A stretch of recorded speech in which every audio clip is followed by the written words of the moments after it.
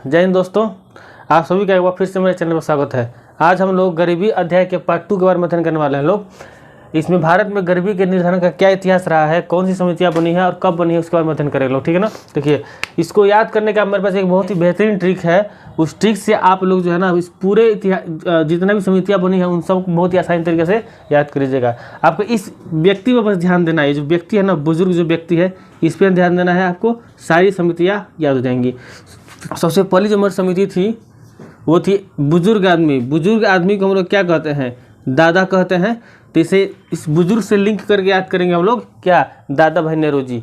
तो गरीबी निर्धारण का सबसे पहला जो विवरण था वो दादा भाई नेहरू जी ने दिया था। तो पहले हम उन समितियों के बारे में, उनके बारे में लिख लेते हैं लोग। उसके बाद हम लोग अध्ययन करेंगे लोग उन समितियों में क्या चीज़ था।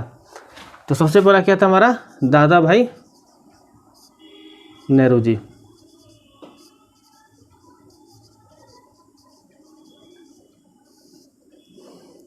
दूसरा था हमारा, अच्छा, दादा भाई नेहरू जी। ये बुजुर्ग जो आदमी है, यह बुजुर्ग आदमी पे ध्यान दीजिए। बुजुर्ग आदमी को जब हम देखते हैं तो सबसे पहले हमें उसका फेस दिखता है ना। तो फेस में उसमें क्या दिखता है? बुजुर्ग आदमी का दांत जो होता है टूटा होता है। दांत क्या होता है उसका? नहीं होता है। तो दूसरा हमारा जो ट्रिक है वो है दांत। बस नाम याद कीजिए, पूरा ना हो लिख देंगे लोग, ठीक ना, दांत। तीसरा हमारा है, बूढ़ा आदमी जो होता है वो क्या होता है? झुक कर चलता है, झुक के, ठीक ना, झुक के चलता है। तो उस झुकने से एक वर्ड लिंक करेंगे, ठीक है ना। झुकने से एक वर्ड लिंक करेंगे, अलहद। अलद, क्या? अलद, अलद, अलद, ठीक है। चौथा हमारा हो जाएगा, बूढ़ा आदमी जो होता है, जो झुक के चलता है, तो उसे क्या चाहिए? एक सहारा चाहिए, और सहारा के लिए क्या? एक लकड़ी चाहिए। तो लकड़ा वाला। चौथा क्या हो गया हमारा? लकड़ा वाला। पांचवा हमारा हो जाता है, अब इस ठीक से हट के, पांचवा हमारा है सुरेश तेंदुलकर। ये दो नाम आपको बस याद करना पड़ेगा, सुरेश तेंदुलकर। और छठा हमारा है रंगराजन, ठीक है। अब इसका पूरा नाम देखते हैं। तो दादा भाई नेहरू जी का, तो दादा भाई नेहरू जी से हमारा हो जाएगा दादा भाई नेहरू जी। ये कोई समिति नहीं थी, इन्होंने अपनी पुस्तक में चर्चा किया था। पहली बार गरीबी निर्धारण के लिए क्या आधार होना चाहिए इसकी चर्चा की थी। दादा भाई नेहरू जी ने अपनी पुस्तक में पहली बार गरीबी निर्धारण के लिए क्या आधार होना चाहिए उसकी चर्चा की थी। दूसरा है दांत से हम लिंक किए थे, क्या? Nilkanth Dandekar and Rath formula. अलग से याद करेंगे लोग, वाई के अलग समिति। लकड़ा वाला से हमारा लकड़ा वाला समिति वही रहेगा।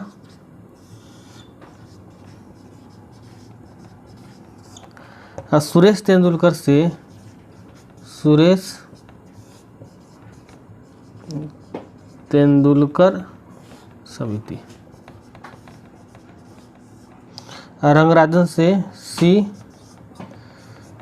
रंगराजन समिति। चलिए, बुजुर्ग आदमी का कोई काम नहीं है, बुजुर्ग आदमी को हम लोग हटा देते हैं लोग। सबसे पहले दादा भाई नेहरू जी ने, ये कोई समिति नहीं थी, इनकी बुक थी। बुक का नाम था British poverty and un British India.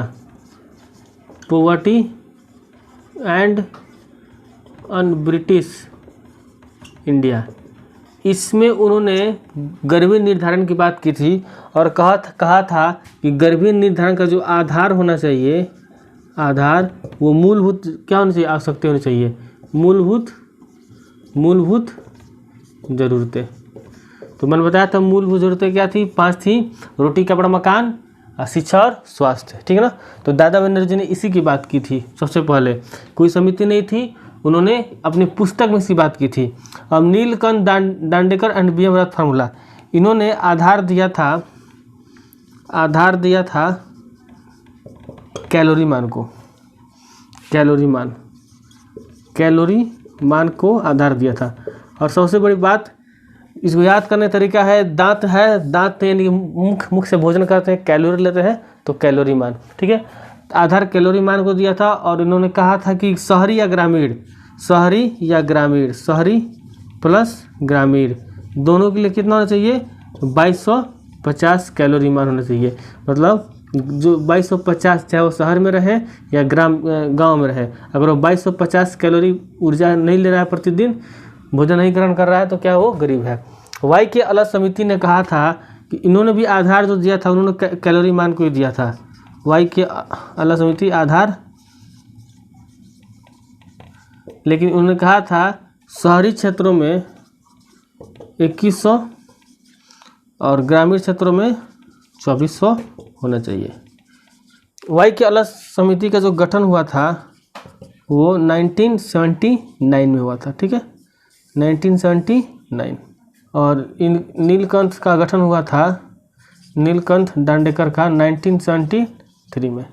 Lakdawala का गठन हुआ था 1989 में। लकड़ावाला समिति ने कहा था कैलोरी मान को हटा के क्या कहा था, आधार दिया था प्रत्येक राज्य का अलग अलग। आधार क्या दिया था कि निर्धनता यानी गरीबी निर्धारण का प्रत्येक राज्य का क्या होना चाहिए, प्रत्येक राज्य का अलग अलग होना चाहिए, प्रत्येक राज्य का अलग अलग होना चाहिए, प्रत्येक राज्य के लिए अलग अलग मापदंड होना चाहिए गरीबी निर्धारण के लिए। तो उन्होंने कहा था, उन्होंने गरीबी रेखाएं बनाई थी, गरीबी रेखाएं जो प्रारंभ में क्या थी, 35 थी, प्रारंभ में 35 थी, लेकिन अभी कितना हो गया है, 28 हो गया, ठीक है। सुरेश तेंदुलकर समिति का गठन हुआ था 2004 में और इन्होंने अपनी रिपोर्ट दी थी 2009 में। रिपोर्ट कब दी थी, 2009 में, ठीक है। ग्रामीण और शहरी दोनों के लिए, ग्रामीण प्लस शहरी दोनों के लिए क्या होना चाहिए, बास्केट उपभोग का सिद्धांत दिया था, बास्केट उपभोग का सिद्धांत दिया था। Cost of living, cost of living इसको बोल सकते हैं इंग्लिश में, कॉस्ट ऑफ लिविंग का सिद्धांत दिया था, ठीक ना। सी रंगराजन समिति का गठन किया गया था जांच करने के लिए 2012 में, ठीक ना, गठन 2012 में और रिपोर्ट 2014 में, गठन 2012 में और रिपोर्ट 2014 में। तो इनको बनाया गया था सिर्फ जांच करने के लिए सुरेश तेंदुलकर का जो आधार है वो सही है कि नहीं है। तो इन्होंने सुरेश तेंदुलकर के रिपोर्ट को क्या कर दिया, आधार को, इन्होंने सुरेश तेंदुलकर के रिपोर्ट को क्या कर दिया, आधार को खारिज कर दिया। चलिए, इस वीडियो के आधार पर हम लोगों ने गरीबी निर्धारण का इतिहास समझ लिया। जो अगर अच्छा लगा तो लाइक कीजिए, सब्सक्राइब कीजिए, दोस्तों को शेयर कीजिए। मिलते हैं आपसे नेक्स्ट वीडियो में, तब तक के लिए जय हिंद।